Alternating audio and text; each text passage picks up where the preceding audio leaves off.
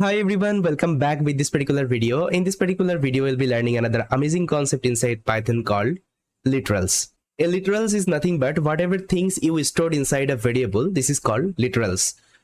I think we have learned about the variable, right? Variable is nothing but it's just a container. Inside a variable, we can store any kinds of values. Let's say a is equal to 2. So here a is the variable, equal is the operator, and 2 is the values. But we can call that particular value as literal. So here a is the variable, equal is the operator, and 2 is the literal. So let's try to fire up our code editor and try to understand this particular literal in detail. So for this, I'm going to create a new notebook here. So let's say here a is equal to, let's say 3. Okay, a is equal to 3. And now if I hit enter and if I print this particular a, so here if you see that 3 would be printed. So here a is nothing but a is a variable, equal is the operator. I'll discuss this particular operator in detail, no need to worry. As of now, just try to consider equal, plus, minus, multiply, division, whatever things actually we use, whatever symbol actually we use, we call it as an operator. And here this 3 is nothing but it's a literal. This particular 3 also can be called as a value, but we can also call it as literal. Now I hope guys this particular literal is clear. That means whatever value actually stored inside a variable, this is called literal.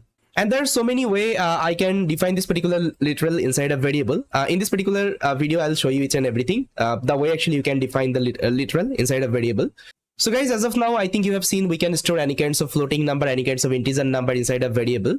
But apart from that, we can also set this particular literal in a different way. So let me show you some of the example. Now here you can see this particular 4 variable. So here I have written a is equal to ob 1010. If you are familiar with digital numbers, I think you know what I have written here. This is nothing but it's a binary literal. Okay, you can see. So here 0b, it is telling it's a binary number. Okay, and what is the number? This is the number. Now if you don't know like the digital number, what you can do, you can simply print this particular a. You will automatically get the actual number. Okay, so let me just print this particular a. Now see, if I print this particular a, you will see the number is 10. That means this is the binary representation of 10. Okay, that's why I told you, if you are familiar with digital number, I think you know what I am writing here. Okay, if you know the binary, decimal, hexadecimal, these are the number. Okay, these are the number convention and all, right? So this is called actually binary literals. Okay, in this case, so that's how also you can define a literals, or that's how also you can define a value inside a Python. Okay, now the second variable you can see, this is a decimal literal. Okay, the way actually we define our actually common literal like integer, float and all. So this is called decimal literal. Okay, this is the common thing, as we have already learned this particular decimal literal. So far actually we have already learned this particular decimal literal. Okay, so I don't need to explain it. Now let's go to the next one. See, if I print this particular b also, you'll see that 100 would be printed only.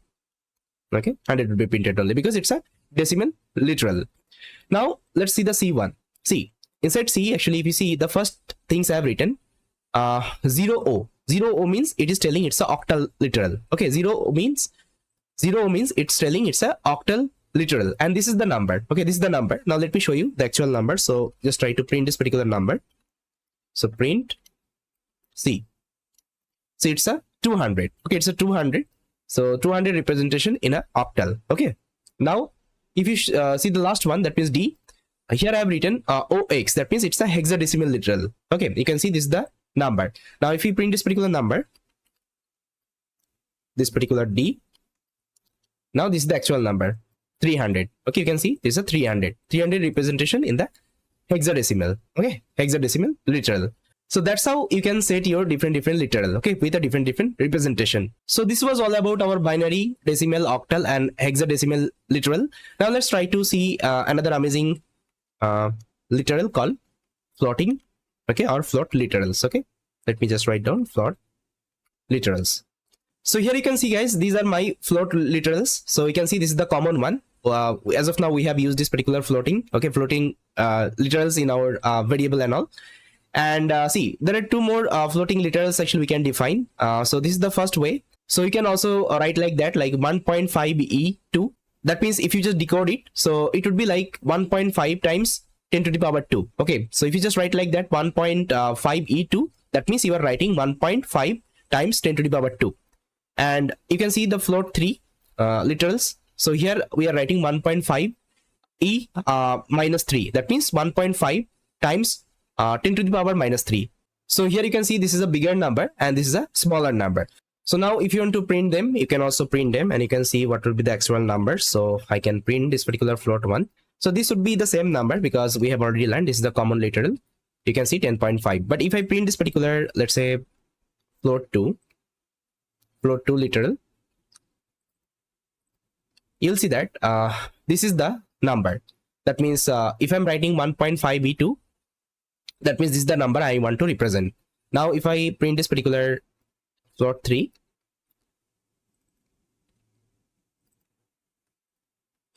so this is the number. So you can see this is a very small number. Okay, that's how we can define any kinds of bigger number and any kinds of small number in this particular form. Okay, so this is called floating literals. The next thing will be understanding about complex literal. So here if you see guys, I have defined one complex literal here. So you can see x is equal to 3.14j. So this is a complex number. So if you print this particular number, you can also print it. Let's say print x. So this is going to be my complex number. Now see, you can also take out the real number as well as the imaginary number from this particular complex literal. How? So for this, just try to call one attribute. See, inside complex type object, you are having two kinds of attribute. So this is a complex type object. Let me show you. So if I take a new cell, if I show you the type of x, you'll see that it's a complex type object. Okay, it's a complex type object. Now it is having two attributes. The first attribute is real. Okay, real. So if you want to take out the real number of this particular complex number, so you can call this particular attribute called real. Now see, if I execute the program, you'll see that 0.0 is a real number here. And if you want to see the imaginary number, so again, you can call another attribute called image. Okay, I think image. So now if I execute, see, it will tell you 3.14. Okay, it's actually imaginary number. That's actually you can separate out the real number as well as the imaginary number. Okay, if you are having this particular complex object type. Okay, so this is called actually complex literal, and that's how we can also define our complex literal. Now guys, apart from this particular binary, decimal, octal, hexadecimal, and float literal and complex literal, we are having some more literal. Let me show you. So here you can see this is called string literal. So that's how we can define a string. I think I already showed you. In a single quote you can write. Otherwise you can also write in a double quote. Okay, single quote, double quote, you can use anything. And if you want to define in character, you can just write one single character in a double quotation or in a single quotation. And you can also define your string in a triple quotation. Okay, triple quotation. Inside triple quotation also you can define a string. See, whenever we'll be using triple quotation to define our string. See, whenever we are having multi-line string. Okay, multi-line string, that time we'll be using triple quotation. So let me give you one example. Let's say if I take a new cell here. Okay, this is a new cell. Let's say info is a variable. Okay, and inside that I want to write a description. Okay, I want to write a description, and that would be considered as my actually string. Okay, string type data. So in this case, what I can do, I can take this particular triple quotation. Okay, inside triple quotation I can write like that. My name is Bappi. I am teaching Python. Okay, I am teaching Python. I am a data scientist.